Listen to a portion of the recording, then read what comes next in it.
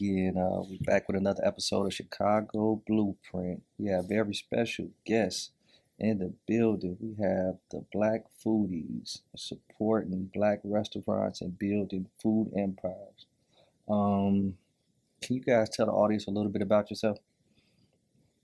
Well, we are the Black Foodies. Don't forget the Black Foodies, and we are food influencers based out of Chicago. And we've been married 33 years, high school sweethearts. That's worth applause. Together 40 years. 40, all right. 5 children, 2 grandchildren, and we love the area. We love food. We love the community. And we love networking. That's why we came here to chop it up with you guys. We truly appreciate that. Definitely appreciate you. We've been following you guys. Well, I personally been following you guys for a while now, since the bus. Yes, sir. When you guys started, love what you guys doing. Thank you. In the community, never know negative energy from you guys, so that's why we wanted to have you guys on the platform. The Black Foodies. Yes, sir. What made y'all decide to start highlighting Black restaurants across the city? Go I ahead. can answer that, yeah. So, we love food. We love to travel. But when we would travel, we would always look for Black-owned restaurants. And so about 10 years ago, we were in Miami looking for a Black-owned restaurant. And, back then, they didn't have the resources like they do today. You can't just pull up TikTok, Instagram, all of that. So we thought, let's document when we go out of town or wherever to find Black-owned restaurants and put it on our YouTube channel. And so we started doing these long videos of us sitting there eating and telling everybody about the food. That's been 10 years ago, and here we are today. So that's about 2016, right? Yep. Yeah, something like that. Yeah. It started off like a food and travel blog. Right. Okay.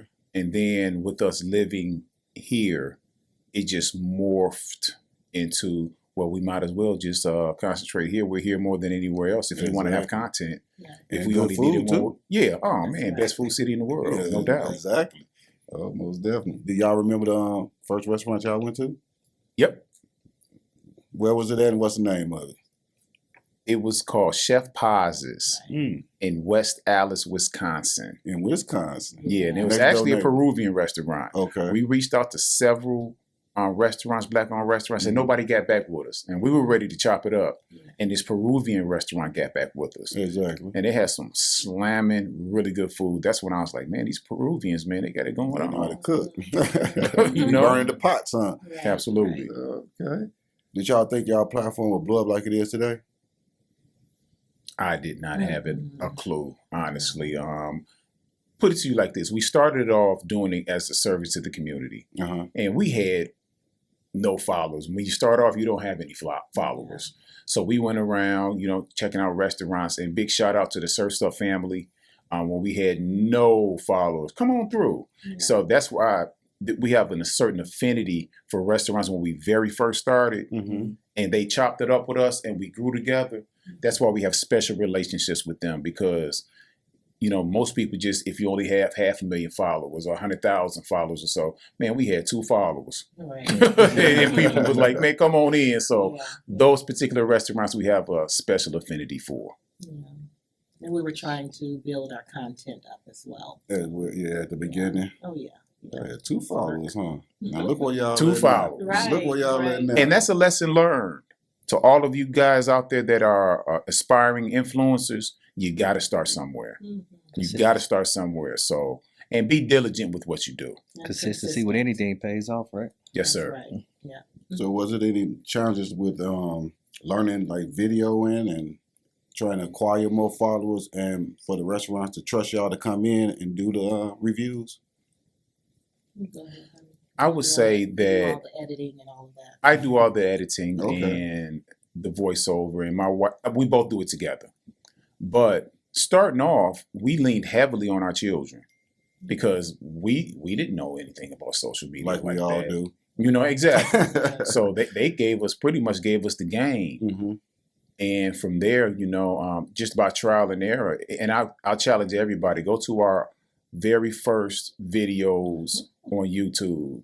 Right. Those videos look so hokey, I but it was the genesis of it. You know, it is what it is. So we learned by trial and error on how to edit and audio equipment and things of that nature. So, you know, we've come a long way. One thing people respect about your platform is that you promote Black businesses and group economics. Why is that so important to you guys' platform? Well, the reason why it's so important is because we can't survive in America if we don't have a good financial base. There's a gentleman named Dr. Claude Anderson, and he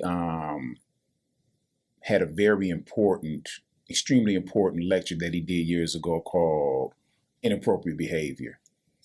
And to sum it up, it was about group economics and how we as a group, we need to be able to bounce the dollar in our community at least 15, 20 times before it leaves, if that makes sense. And it's basically we're paying each other and we're supporting each other. Exactly. And if any community that has their dollar flying out of their community to somebody else, that's a recipe for disaster, pun intended recipe. However, that's why it's very important to us, because a lot of people will look at some of our young men and some of our young ladies, and people try to talk about our youth and say our youth are, I don't really like this little term YNs.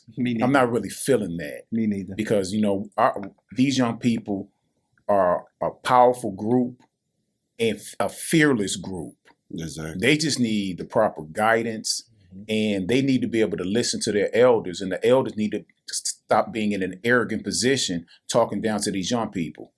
Because if these young people aren't doing what we deem is correct, as I was always taught, if your kids are janky, look at the parents.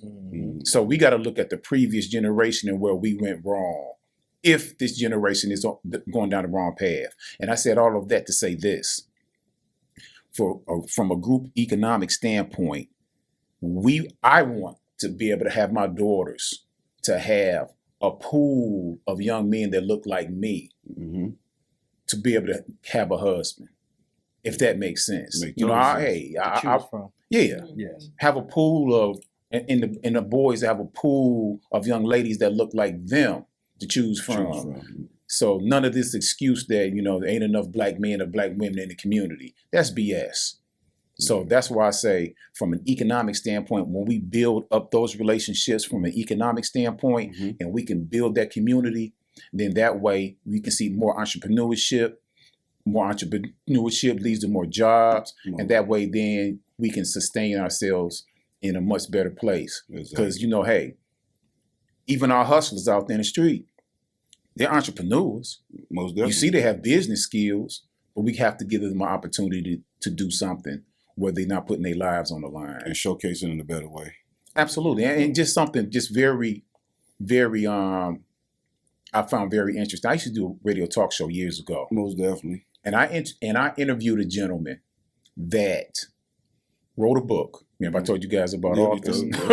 Wrote a book. He was talking about his time being incarcerated. And he said one of the most profound things that I ever had heard on my show. He had said, I justified my bad behavior because I said I had to feed my family. And then he said this, after I was incarcerated, they never missed a meal. If that, you see where he was going with that?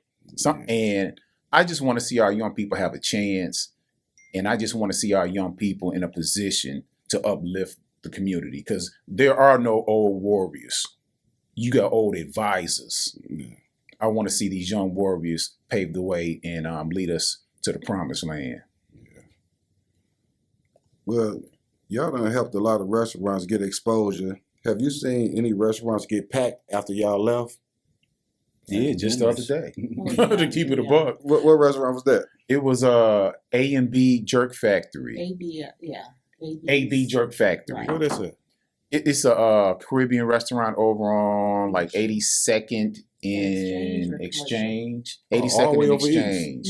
82nd Exchange? 82nd in Exchange. They haven't been around that long. And one of our followers told us, hey, it's packed up in this piece. So, and when that happens, that makes us feel good.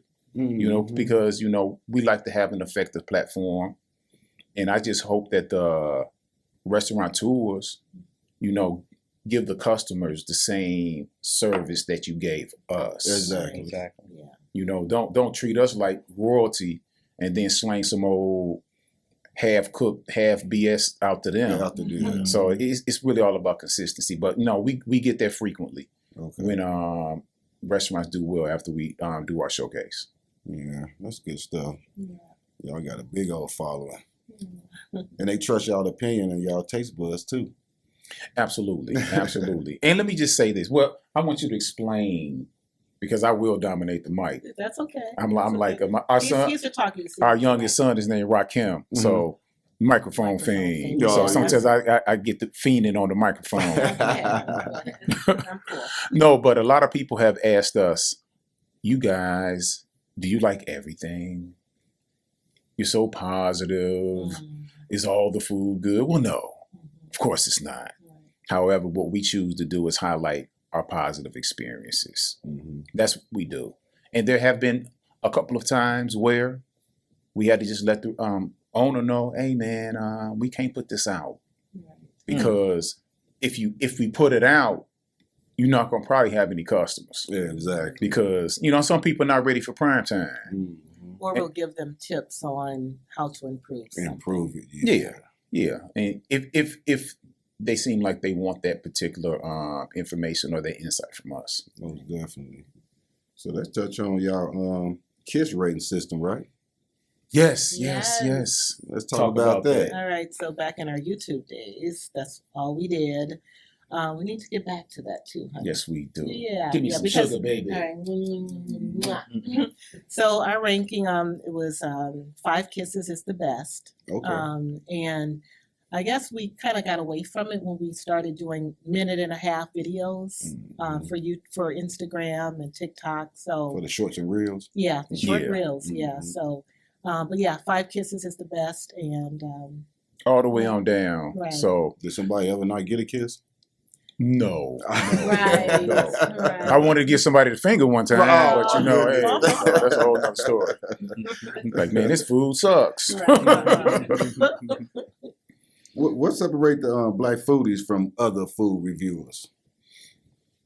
I would say part of the separation, and first and foremost, big shout out to all the food influencers here in the city of Chicago. I love a lot of the work that I see there. From Shaniki to Sal to I love the brother Foxito. They're all doing wonderful, wonderful things. But I think what separates us is probably that we're a couple doing it, and we're not just talking about food. If you really look at what we're doing, we're kind of promoting love at the same time. Most definitely. Because I speak of my wife reverently. Because I'm always Miss Coretta this, Miss Coretta that. Because this is it's been my ride or die for a long time, and that's the part that kind of, I believe, separates us from other food influencers, and also to my food influencers. I'll put this out there too. Stop with the "it just tastes good." Go to give a little description. Most definitely. Give a little description on the food. And see, me and my wife, we watched the Food Network for years, and we had to cook. Too. You know, so I'm a huge fan of Sonny Anderson, G. Garvin, Bobby Flay. I mean, the whole roster. So I would sit for hours with my mother, and we would watch the Food Network. That's why I learned about food and different flavor profiles, and so. All of that, hanging with my mother, watching that, is actually got me programmed for what we're doing today. So big shout out to the Food Network. Oh yeah, most definitely. Drive-ins and dines and all of them. Pardon me? Yeah. Oh yeah. Guy Fieri. Yeah, man. I love the Food Network, and it was just a staple for me and my mother. We would watch it all the time, and my wife is a great cook, and I think I'm a good cook. So we would do recipes and all of that. And having 5 children, you can't keep going out. You'll go broke. Right. You got mortgage to pay. You can't just always be, hey. Outside. So we had to learn how to cook, and we got married early. Yeah. Our first child, how old were you? stop. 16. She was 16. Oh. So we High school sweethearts. high school sweethearts. So Oh, we had to learn how to cook. Yeah, I know early. that's right. Right. Oh, yeah. Wasn't none of that. You know, we gonna keep taking you to McDonald's all the time. Coming downtown to Bennigan's. No, That's Ben, right. you didn't win back. We Bennigan's. There you go. Right. Missed that burger from Bennigan's. Chicago has one of the best food scenes in America. In your opinion, what makes Chicago food culture special? To me, what makes Chicago food culture special is the diversity of the food in the Yes. city of Chicago. Most definitely. I've had people all the time, they'll try to rank the cities, and sometimes they'll try to put New Orleans as number one. And I'll say, no. Because if you want good Cajun Creole food, you want to go to New Orleans. But outside of that, what you going to get in New Orleans? Exactly. Yeah. You know, Exactly. what are you going to get? But here, the spectrum is so broad, and there's so many different people in this city. There's a lot of amazing chefs and a lot of amazing foods here in the city of Chicago. Yes. And to me, personally, the street food scene here is second to none. Yeah. From Italian beefs to tavern-style pizza, the popcorn, the Chicago-style popcorn with the caramel and the cheese mix. Mhm. And the hibarito that came from the Puerto Ricans. Yeah. Here in the city of Chicago, the hibarito was invented. Mhm. So our street food scene is just, top notch. I hold it up against anybody's. Most Mild definitely. sauce. all Oh that. yeah, that mild sauce. Oh yeah. And to my people in DC, y'all like that mumbo sauce? Y'all familiar with mumbo sauce in DC? I'm not familiar I'm not. with it. Bro, the people in DC have this sauce that they call mumbo sauce. And they just rave over it. And every time I go to the DC, I let them know. Mumbo sauce came from Chicago. I What let them is- know every time. It's a It ain't mouse- nothing What but is it in mouse sauce. comparison It's a mouse to? sauce. It's just Like mouse a sauce. And they renamed it. Yeah, and they called it, but it was called mumbo sauce here. Okay. And they went and took it to DC, and Okay. they adopted it. Mm-hmm. And I'm not mad at you, DC. Ain't nothing wrong with loving mouse sauce, but respect your elders. It came from Chicago. There It you is what go. it There is. you E- go. Everything comes from Chicago. You know what I'm saying? Mhm. What are some of the hidden gem restaurants in Chicago that people need to know about? I would say there's a real hidden gem over on Stony Island Avenue called Medley Grill and Barbecue. Mhm. No pork touches the grill. And they've been there for quite a while now. And they have some really good barbecue. I think they are an amazing hidden gem. On Stony Island? Yeah, I frequent them too. Shout out to Chuck, the owner. Charles, yeah, you know Chuck. There you go. Right over in Avalon Park. I haven't had that. Oh man. Now Off the you chain. gotta go Off over the there. chain. You got a spot up north called Bodego Bay. Okay. It's part liquor store, it's part grocery store, and it's a sandwich shop. Mm. And they have some really good I sandwiches bet you they do. and some good smash burgers too. You got little gyms all over the city. Yeah. All over A the lot of city. them are those little hole in the walls too. You'd be surprised. Oh, absolutely. I'll give you another one. Maeve's Deli, right over on 75th Street.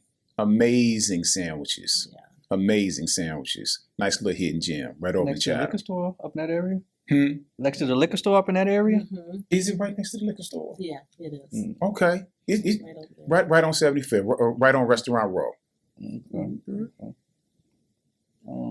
How important is it for communities to support local Black-owned restaurants instead of just big chains? You know what is very important? It's very important because if you look at small businesses, the biggest small business in America are restaurants. Name something else. You can find a restaurant anywhere in America, a family-run business. And these are stepping stones for a lot of young people. Mhm. Sometimes we talk about how our young people can't find jobs. They can find jobs in these small restaurants. Exactly. And it's something to put on your resume.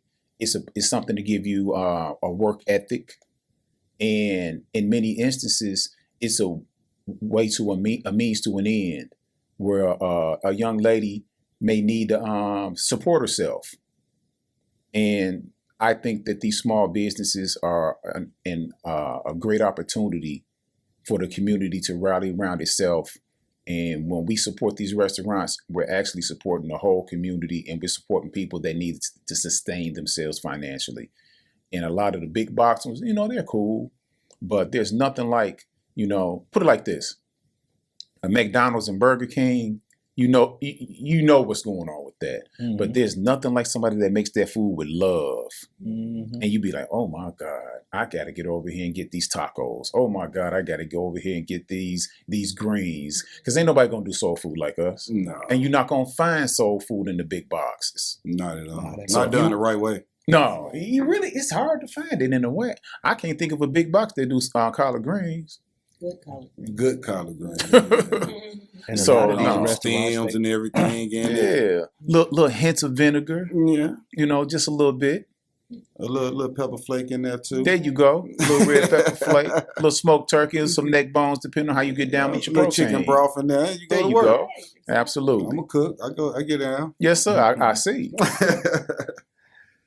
you're a jerk chicken man too, I heard, right? That's one of your favorite recipes that you like. Bro, that's what I do. That's what you do. I've been making jerk chicken for the past 30 years. And I was doing jerk chicken before it was a whole bunch of jerk chicken shacks all over the city. There was a spot over on 87 called Maxine's. That's our spot. Yeah. Go there. Yeah. Yeah. Maxine's can't touch what I did. I'm just keeping it above. No, it was a guy named Jay where I learned how to make jerk chicken. I got a partner named IX. He retired here from, he used to be a garbage man here in the city of Chicago. Went down to Mississippi, got the family land, and he down there farming, him and his wife Reba. What up, boy? But he had first turned me on to jerk chicken. He was like, bro, you ever had jerk chicken? I'm like, I ain't never heard of it. And he took me over to this spot called Island Delights. And it was across the street from Kenwood Academy. And I went in there and I fell in love with jerk chicken. And to me, that brother had the best jerk chicken in the city. Hands down. Hands down. So we would start hanging out in there. I got to know Jay pretty good. And I used to beg him for the recipe. Right. Beg him. Jay, what's up, man? You gonna give me the recipe? Because like I told you, me and my wife, we like to cook. And he would never give me the recipe. But I caught him slipping one night. He drank one too many red stripes. And got the bumping them gums. And he gave me the recipe. And like any person that cooks, I took the recipe, I freaked it, put my own spin on it. And I've come to the conclusion that I make the best jerk chicken on the planet. It's that good. We're going to have to see, because I made a little jerk. I got you. And his We're going to have recipe to is on put that YouTube. to the test, because I And it's made a on little YouTube. jerk chicken Oh, for yeah. you guys to Okay. test out today, too. Okay. You say you made some? Yeah, I made some for you guys Okay, to I'm gonna let check you out. know what's up with it. Okay. But if you want to have my recipe, it is on our YouTube channel under recipes. I gave a recipe out. He did. Okay. And one thing that I do different that a lot of people don't do, I brine my jerk chicken in red stripe beer. Okay. I brine it in the beer and put the seasonings that you would put in a jerk marinade in the brine. In the brine. Okay. So it's flavored All through and through. Yeah.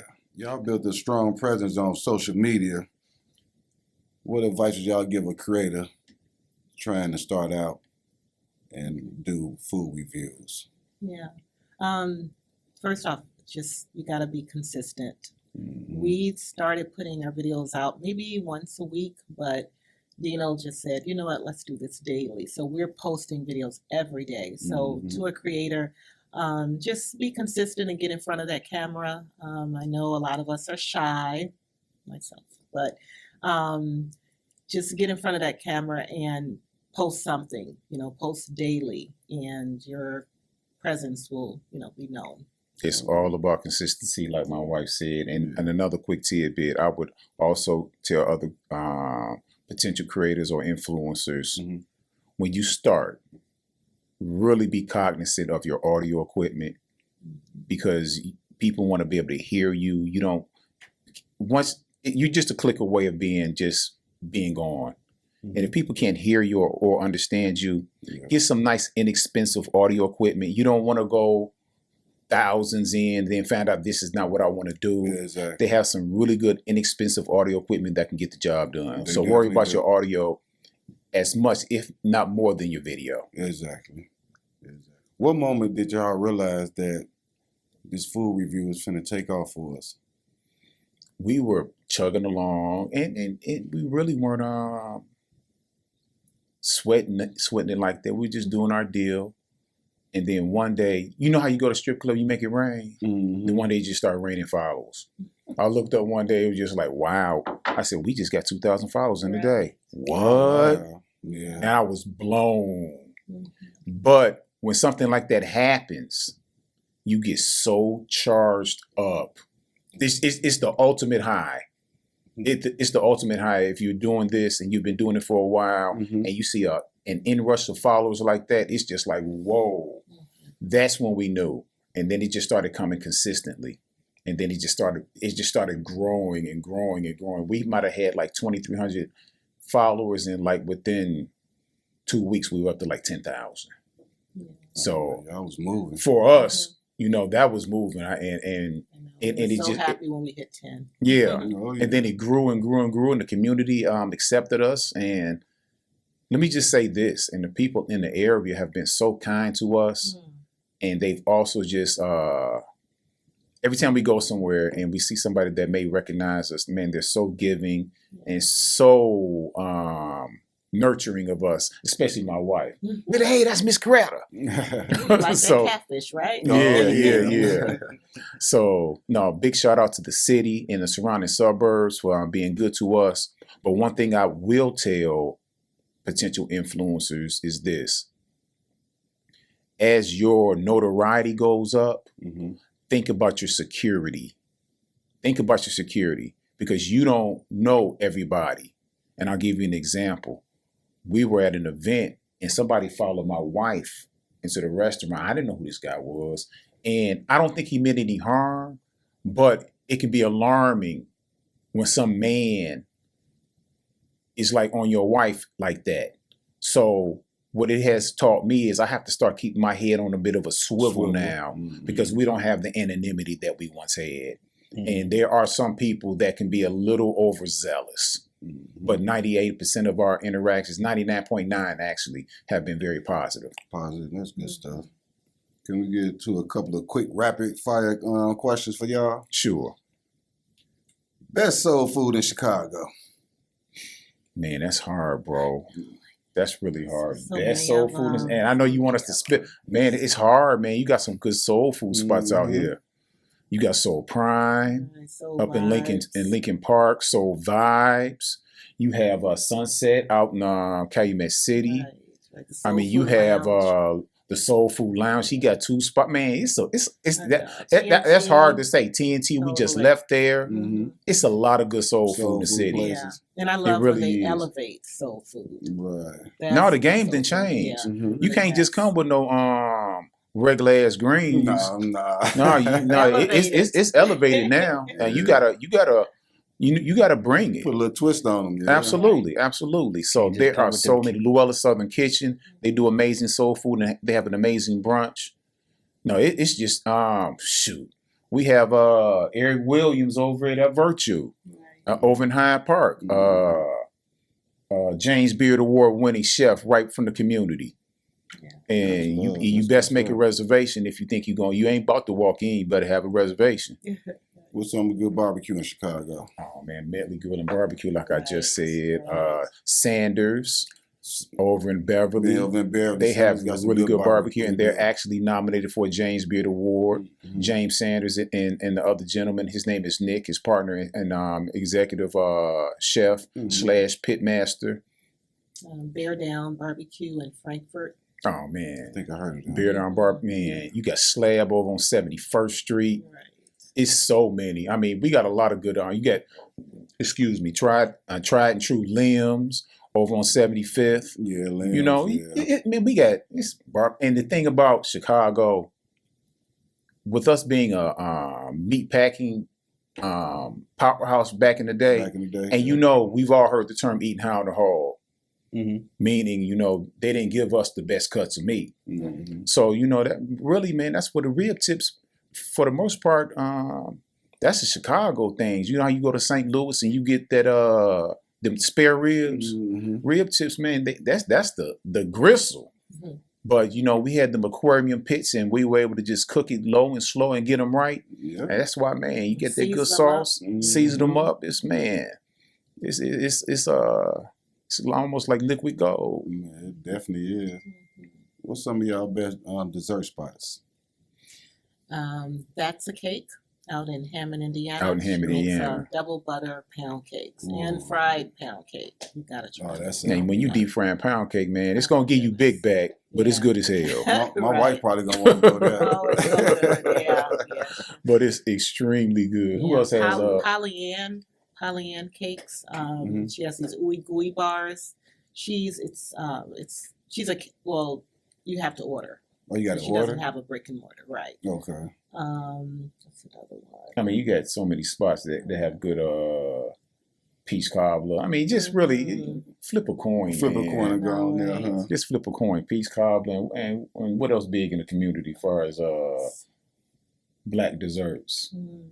Brown Sweet potato sugar, of pie. course. And you got Brown Sugar over on 75th Street. 75th, yeah. Yeah, Miss Hart, she got one of the coldest caramel cakes in the city. Mhm. It's Chicago. It's just too much to choose from. All right, what restaurant surprised y'all though? Surprised wow. me. That's Probably that place we went to yesterday. The okay. Caribbean place. We went to a Caribbean place just yesterday, Mm-hmm. and big shout out to the Jackson family for having their home going for Reverend Jesse Jackson yesterday. Big shout out to that Most family. definitely. Yeah. And condolences as well. We went to a spot called The Perfect Jerk up in Galeswood. It's right by Elmwood Park. Mm-hmm. And jerk spot, but they got the best doggone egg rolls, man. I was blown away how good the egg rolls were, and they're big. Right. They With bought cabbage. they bought this big and full of layered with this delicious cabbage. Yeah. You could have it with jerk chicken or jerk shrimp Mm-hmm. and long strings of gooey cheese fried perfectly. Sound I was shocked at how Yeah. good the egg rolls were there. So that was a shock. And their That pasta. sound good. Pasta was popping, the Everything, Alfredo huh? jerk pasta. So Okay. they like a Caribbean fusion place. Okay. We didn't know what to expect, but I walked out of there like, man, I should have ordered some That more of was them doggone good, egg right. rolls. What message do you want to give to restaurant owners trying to grow their business? Be consistent with your food. Be consistent with your food. Quality control. Absolutely. And we'll go to the big boxes. When you have a quarter pounder with cheese, Mm-hmm. anywhere in the country, you know what it tastes like.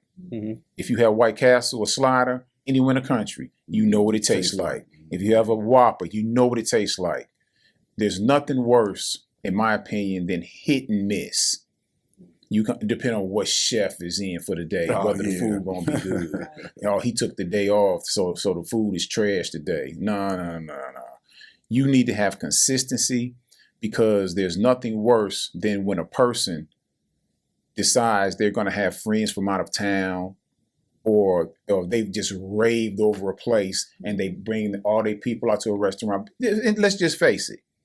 When we love a restaurant, we take ownership of it. Mm-hmm. And what I mean by that is, let me tell you about my spot. Mm-hmm. People say it all the time. Mm-hmm. So people have a vested interest in these small and Paul restaurants. But there's nothing worse that you went one day and the food was amazing, and then you decide I'm gonna show off my palate, and then you get some dried up food. Exactly. Just be consistent with it, Yeah. and it really goes a long way. It definitely do. One subject I like to touch on is restaurants at closing time. Okay. The consistency always is never the same at closing time. If you ever paid attention to I that. honestly really haven't paid attention to it like that. I don't really go to restaurants at closing time, to be honest with you. Yeah, I run up on some of them at the last minute, and you get that last minute of food because they don't, they trying to rush to close. Okay. You should get the same consistency. That makes sense. Yeah. I agree. You know what? I'm gonna go check out a couple of restaurants come closing time. Now you just put me up on game. I'm gonna see if there's any difference. Difference in it. Mm-hmm. What's next for the Black Foodies in 2026 and beyond? The Black Foodies, I'm sorry. There you go. There you go. We would like to take the brand nationally, globally, and with the internet, you have that. we're kind of looking to do perhaps some type of pilot that we want to shop so that we can let the world know about the work that we do, because we take it seriously, and be able to, as we soar, these restaurants are also going to soar. Mm-hmm. We want to let people know that Chicago and places around the country, the destination spots where to get some of the best food in America, and that it comes from our community much of the time. We even think about a concept called "It's All Good in the Hood," when we just go into the deepest hoods and find them little hidden gems. So that's a particular concept we had thought about. I love it. I love it. Just watching you and following you, you're so comfortable behind the mic and in front of the mic.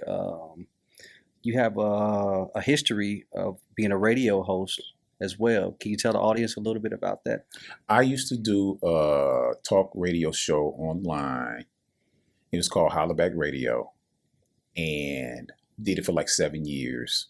So that's where I kind of got my chops, being comfortable speaking in front of people. Because even when you're doing radio in your basement and you have people that you're talking to online, it's a form of public speaking. Mm-hmm. Because you have listeners there. And when I first started, I used to be so nervous. To keep it real, I used to drink half a pint of Seagram's gin before I went on there. I would be that nervous, right, just to settle the nerves. Mm-hmm. Then I did that for like 3-4 months. I said, you know what, I gotta put this down. I have to face my fears and not do that. So then I started, doing the show without having a little sip, and I just got better and better at the craft. And so that's where I got my acumen at being able to speak. And I like talking to people anyway. I just like chopping it up. Most definitely. How have you guys contributed to the culinary scene in Chicago? One of the ways that I think that we've contributed to the culinary scene in Chicago is that we have let people know from around the country to come here. And what I mean by that, we have a tasting tour of the city of Chicago. And this is where we tour the city on a bus. And we go to some of our favorite tastings, and we show the city of Chicago, and we have some good eats, and we have a good time. Mm-hmm. And it makes me feel good when somebody comes flying from California. Oh, yeah. Somebody come in. We had somebody in from Springfield, Illinois today that drove up for our meet and eat at TNT Rooftop Restaurant today. Okay. We have had the same lady come in 3 times from New Jersey. For our tasting tours. Mm-hmm. So what I'm trying to say is we're actually good for tourism for the city of Chicago and boosting up the culinary scene. When people go to a city, they want to know where to go eat. Definitely. That's one of the first things on where am I going to lay my head and where am I going to go eat? Yeah. Those are the 2 big ones. Exactly. And what we do, whether people know it or not, and all the other influences as well, we are actually building tourism here in the city of Chicago. And we had the opportunity to do something with Choose Chicago. They commissioned us to take a group of about 15 from the UK. So they came on one of our tours, and we had a smaller bus, and we took them on a tour. They said what they told us was, we don't want to do the downtown thing. So we took them on the south side. Mm-hmm. I think I've seen that. And flipped them around and let them see what was going on the south side. We showed them the home of Ida B. Wells, the home of President Barack Obama and First Lady Michelle. Mm-hmm. And the funniest thing is hearing these people with these British accents rave over this mild sauce. Over that mild sauce. They're like, oh, this is good. No, yeah. So I think how we contribute on the culinary side, we drive people to this city. Mm-hmm. That's good. Man, we do appreciate y'all coming on and sharing y'all food experiences with us and giving the people insight on what y'all do, how y'all do, and them taste buds. And we just really appreciate y'all coming on, and y'all can tell the people on each platform where to find you at. Yes. Instagram, The Black Foodies. Mm-hmm. YouTube, The Black Foodies.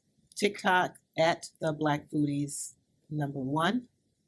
And we also have a website where they can get a list of restaurants and that is www.theblackfoodies.com. Yep, and we appreciate y'all coming out and Thanks for coming having on our us. platform. Brother B, Brother Chuck, thanks for Yeah. allowing us in your house. We Yes, appreciate ma'am. it tremendously, Yes, sir. man. Yep, and we appreciate y'all coming on and sharing with us, and we out. Yes, sir. Mhm.